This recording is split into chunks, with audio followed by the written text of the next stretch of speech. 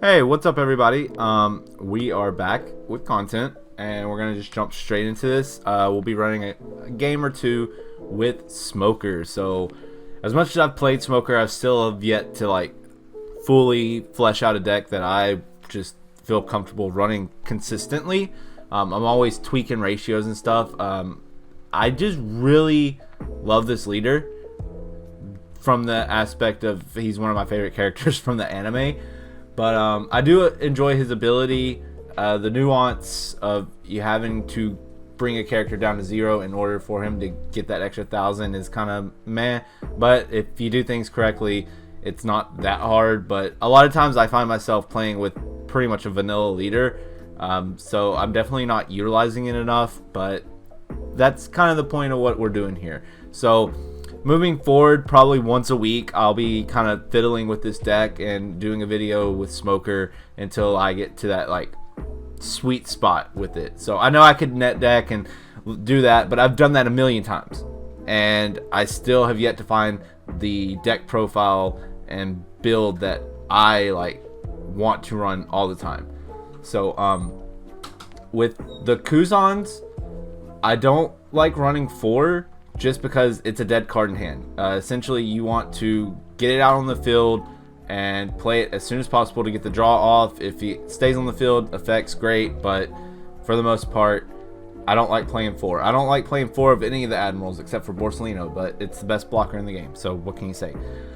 I prefer 3-drop Kobe over 1-drop Kobe just because 1-drop Kobe you have to bring characters down to 0, and 3-drop you do get a little bit more leniency there with being able to have 3 cost or lower versus it having to be all the way to 0.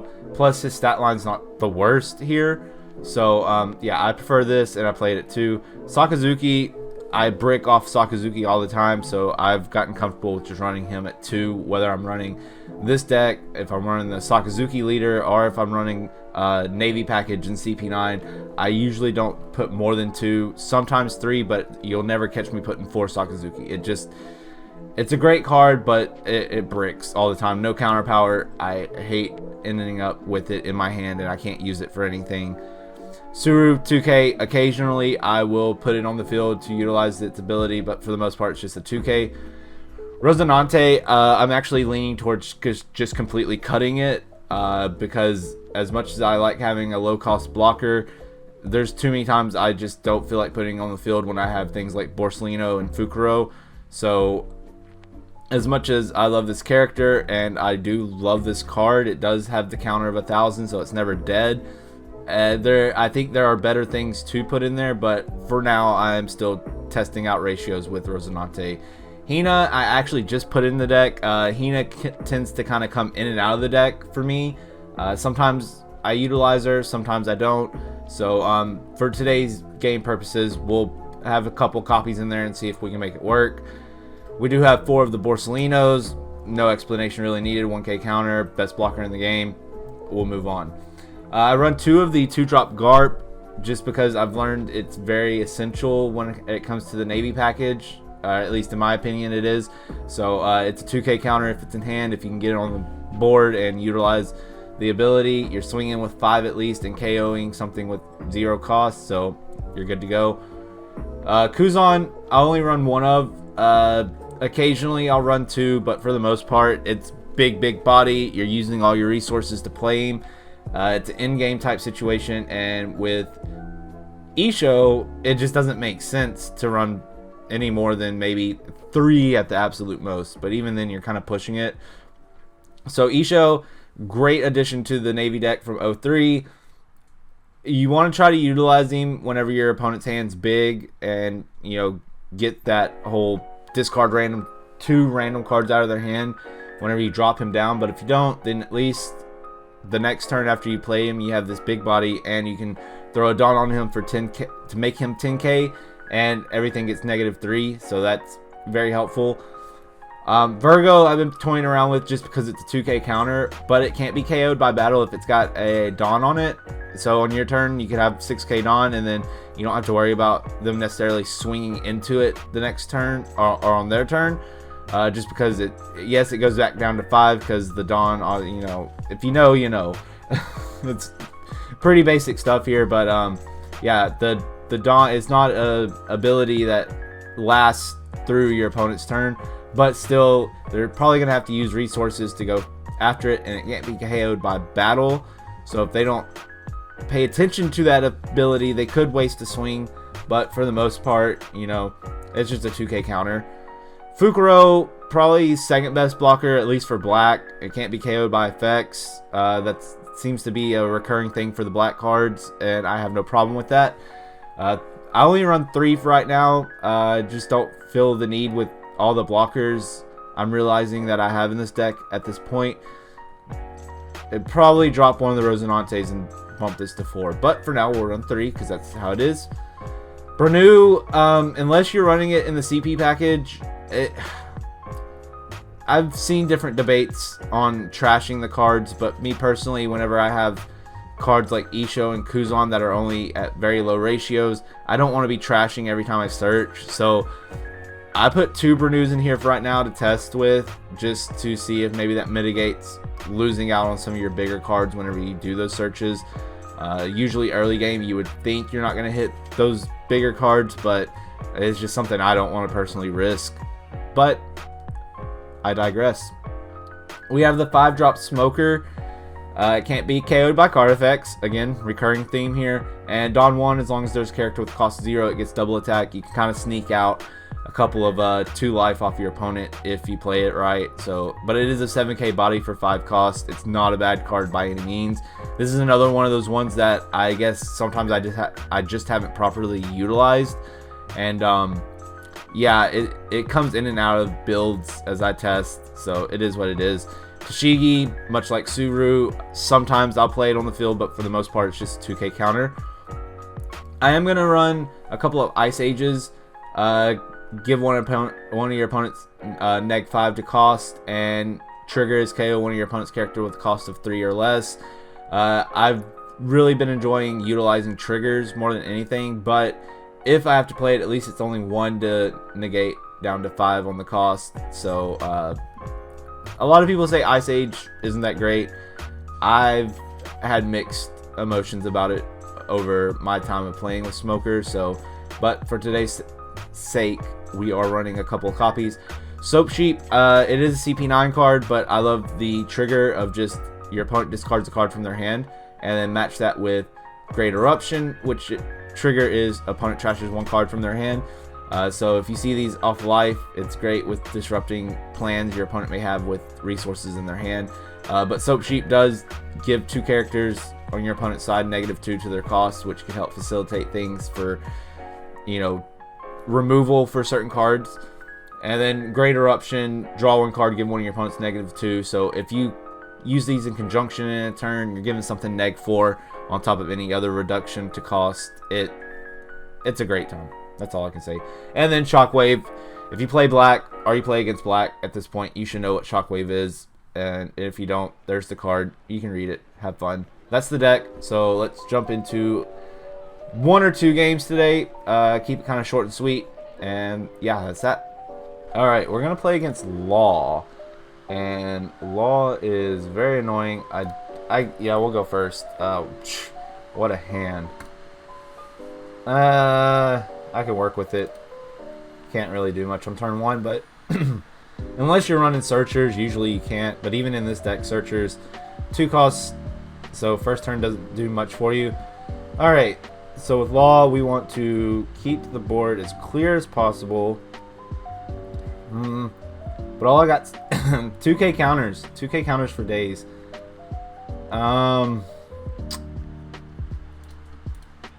We'll swing with lead.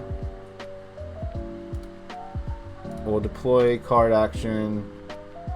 And I guess a Suru. I'm not too worried about the blocker. I just don't want him bouncing the Nami back. Oh, of course the Izo comes out. 6 into the 4. There's no point in wasting resources. Oh, sorry. We're on 5, so yeah, let's swing with lead. And we're going to utilize Virgo here. Yeah, okay, cool. And then they're on 6 this turn. Oh, we grow closer and closer to them hitting the shambles. What in the world? They're playing green Nami and Law? So what else are they running? Sham? What kind of Law build is this? I'll take it. Yeah, Hina's cool. Actually, we'll probably play Hina next turn. Rush Zoro. 6, no block. We'll 2k out of that. I don't want to take another life. Ooh, Sakazuki. Okay, let's see. We're on 7. So we can keep 2 up for this. Yeah, I think that's going to be the play. So we'll go Hina.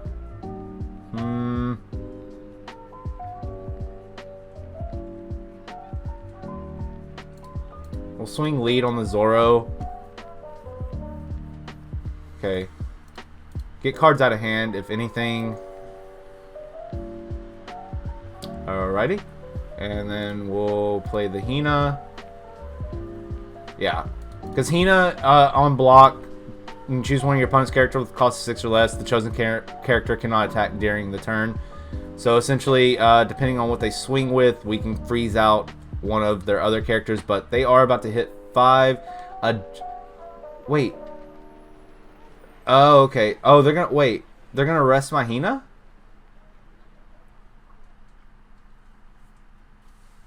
I'm so confused. What did they do there? Anyways, I kinda wait, he can't be KO'd. Oh, I don't have a Dawn on him. Yeah, I think we're gonna go no block. We're gonna do this, and we're going to. I really, yeah. Get rid of the Ezo just because if they bounce it back, they're gonna be able to rest another character. They're swinging 7. Kind of want to keep this Virgo. Block. We'll keep, I guess, this Nami from attacking. Kind of want to keep this Hina. But is it worth it? I think so, yeah. Okay, so we have Impact Wave. We're on 9. Sakazuki could get rid of something on the field, but is it worth it?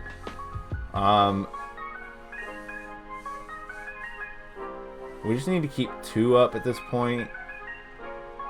We got 9, so that gives us 7 to work with. 1, 2, 3. That give me 9 on him. 1, 2, 3, 4, and 9 on Virgo. Yeah. Reduce cost, get that extra 1,000, and we're gonna swing on the Zoro. Go ahead and get rid of it. The Django.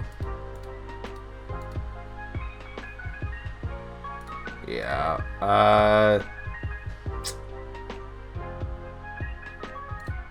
Yeah, let's go ahead and get rid of stuff before they can build their hand back up. And then we'll keep the Hina alive to block along with Shockwave, Impact Wave, whatever you want to call it. This will help clear board a little bit more than depending on what we draw. The Sakazuki can help us as well. Yep, that seems about right. You've got like 12 different Namis that search. This is... You played a Nami to search and drew nothing? Did they do that earlier with it as well? No, they drew Sham. He's a very interesting Law player.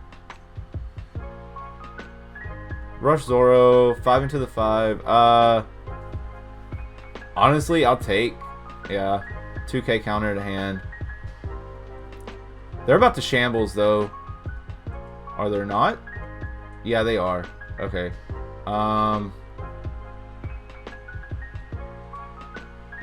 No block. And wait, it's rested. They were smart about that. We'll get rid of... I want to get rid of this one, but I know they're going to try to get another search off. Once they start bouncing. And that keeps them from bouncing things, so they're going to swing 7. I'll take this one. Okay, that's cool. Okay, 4-drop Kuzan gets us a card to hand, but at the same time, I'm really not that worried about it whenever I can clear out with Sakazuki. They're getting like basically we're just grinding their resources right now. So yeah, we'll trash Kuzan for the Sakazuki effect, maybe. I guess really what we need to do here. So that would give us 6. We don't have an impact wave to keep up this turn. We're gonna keep all of our 2K counters in hand. So that leaves us with 4 if we're gonna play Sakazuki. That means we do this and swing on the Zoro. Okay, now we're on 8, so that leaves us with 2. That 2 can go on Virgo. Yeah, and then so we don't have to play the Sakazuki, but we could. Or we could play the we're on 6. We could play the Kuzan, get a card. Yeah, I think we'll do that. Blocker for 2. That's actually great. Now we have 2 blockers up. They only have 3 swings unless they have another Rush Zoro or something else of that nature. They're probably not running the Rush Luffy because not a lot of people do to get over the blockers. But then again, with this deck that they've been playing, I don't really know what to expect. They're what in the world? Yeah, we'll just block that because they're not gonna get their shambles off. Wow, you're gonna waste a Django on an East Blue Nami. I'll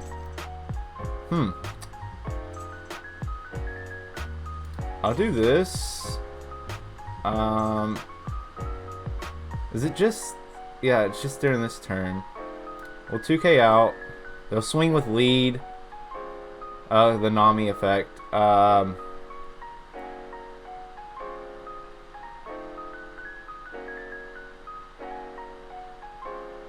Yeah, I guess Hina can go now.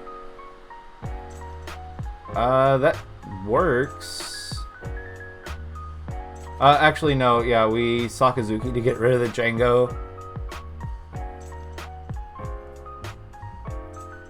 Right? Or do we just pressure life? Oh no, we do this. Card action. Soap Sheep. Get rid of the Django.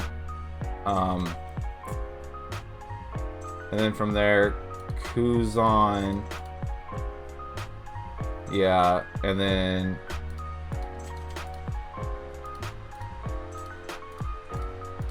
swing wide here. They can't 2K out of that. Swing 7, they're gonna take. Alright. Oh, they just yeah, we're gonna draw. GG's. They disconnect 4X, say GG. Well, anyways, that was a very weird LoL player, but nonetheless, that was a very good game. I'm kind of on a time crunch here, so I really want to get this video out for you guys today. I know videos have been kind of all over the place, and my schedule's been really choppy, but regular content is resuming now. I hope you enjoy this. Like I said, about once a week, we'll be coming back to Smoker to kind of really, you know, flesh things out and get a list that I'm very comfortable with. It's one of my favorite decks to play, just never fully fleshed it out. Got caught up with trying to test out all the other leaders out there. So I hope you enjoyed the video. If you did and you're new here, go ahead and hit the subscribe button. And if you like what you saw, hit that like button. It helps get us out there to new eyes who can hit that subscribe button. And until the next one, I'll see you out there on the high seas. Later, Pirates.